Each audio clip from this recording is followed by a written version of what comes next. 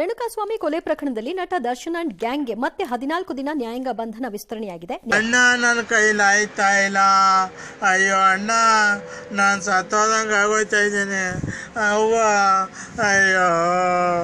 ಇನ್ನು ನಟ ದರ್ಶನ್ಗೆ ಯಾವುದೇ ಆರೋಗ್ಯ ಸಮಸ್ಯೆ ಇಲ್ಲ, ಮನೆಯೂಟ ಬೇಡ, ಮನೆಯೂಟದಿಂದ ನಾಳೆ ಹೆಚ್ಚು ಕಮ್ಮಿ ಆದ್ರೆ ಅದರ ಹೊಣೆ ಯಾರು ಅಂತ ಹೇಳಿ ಇದನ್ನ ಪುರಸ್ಕರಿಸಬೇಡಿ ಅಂತ ಹೇಳಿದ್ದಾರೆ. ನಾಳೆ ಅರ್ಜಿ ವಿಚಾರಣೆ ನಡೆಯುತ್ತೆ.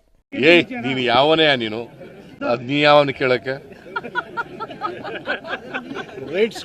ನೀ ಯಾವನೇ ಕೇಳಕ್ಕೆ ಯಾತಕ್ಕೆ ಇವ್ರು ವಿಸ್ತರಣೆ ಆಗ್ತಾ ಇದೆ ಅಂತ ಅವ್ರ ಅಭಿಮಾನಿ ಬಳಗದಲ್ಲಿ ಕೆಲವರು ಪ್ರಶ್ನೆ ಇರಬೇಕು. ಯಾಕಂದ್ರೆ ಬಹಳ ಜನ ನಾನು ಕೇಳ್ಪಟ್ಟೆ ಸೋಷಿಯಲ್ ಮೀಡಿಯಾನಲ್ಲಿ ನಾಳೆ ಬಿಡುಗಡೆ ಆಗ್ತಾರೆ, ನಿನ್ನೆ ಬಿಡುಗಡೆ ಆಗ್ತಾರೆ, 4ನೇ ತಾರೀಕು ಆಗ್ತಾರೆ, 1ನೇ ತಾರೀಕು ಆಗ್ತಾರೆ, 3ನೇ ತಾರೀಕು ಆಗ್ತಾರೆ ಅಂತ ಡೇಟ್ ಫಿಕ್ಸ್ ಮಾಡ್ಕೋತಿದ್ದೀರಂತೆ.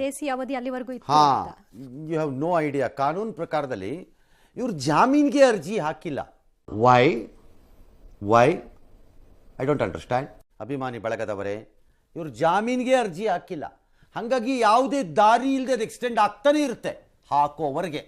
ಬೇರೆ ಏನ್ ಫ್ಯಾಕ್ಟರು ಅದಕ್ಕೆ ಕಾರಣ ಅನ್ನೋದನ್ನ ಕಂಡಿಡ್ಕೋಬೇಕಾಗುತ್ತೆ. ಈಗ ಪದೇ ಪದೇ ಆ ರೀತಿ ಆಗ್ತಾ ಇರೋದ್ರಿಂದ ಏನು ಯಾವ ಫ್ಯಾಕ್ಟರು ಅನ್ನೋದು ಕಂಡಿಡಿಬೇಕು. ಯಾಕೆ ಹಾಕಿಲ್ಲ ಹಂಗಾರೆ ಅವ್ರ ಜಾಮೀನ್ಗೆ ಅಂದ್ರೆ, ನನಗಿರುವ ಮಾಹಿತಿ ಪ್ರಕಾರ ಆರೋಪಿಗಳ ಪೈಕಿ ಯಾರೋ ಸಲಹೆ ಕೊಟ್ಟಿದ್ದಾರಂತೆ, ಆರೋಪ ಪಟ್ಟಿ ಸಲ್ಲಿಕೆ ಆದ್ಮೇಲೆ ಹಾಕೋಣ ಅಂತ. ಆಯ್ತು, ಆಮೇಲೆ ಇವ್ರು ಆರೋಪ ಪಟ್ಟಿ ಹಾಕಿಲ್ಲ ಪೊಲೀಸ್ನವ್ರು, ಇನ್ನುವೇ ಅವ್ರಿಗೆ ಇನ್ನೂ ಟೈಮ್ ಇದೆ ಹಾಕಕ್ಕೆ, ಹಾಗಾಗಿ ಇದು ನಡೀತದೆ.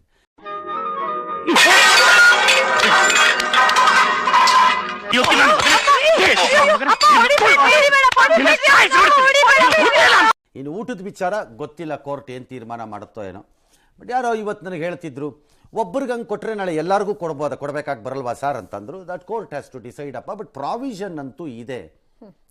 ಈ ಕೋರ್ಟ್ ಏನು ತೀರ್ಮಾನ ಮಾಡುತ್ತೋ ಗೊತ್ತಿಲ್ಲ, ನೋಡಿ.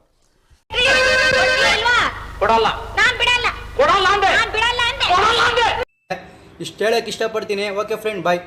ಇದು ಮನಸ್ಸಿಗೆ ನಾಲ್ಗೆಗೆ ಮಧ್ಯ ಇರೋ ಫಿಲ್ಟರ್ ತೆಗೆದಾಕ್ಬಿಡುತ್ತೆ, ಒಳಗಿರೋದೆಲ್ಲ ಹೊರಗೆ ಬರುತ್ತೆ. ನನ್ನ ಪ್ರಕಾರ ಇದೇ ಗಾಡ್ ದೇವ್ರೇ.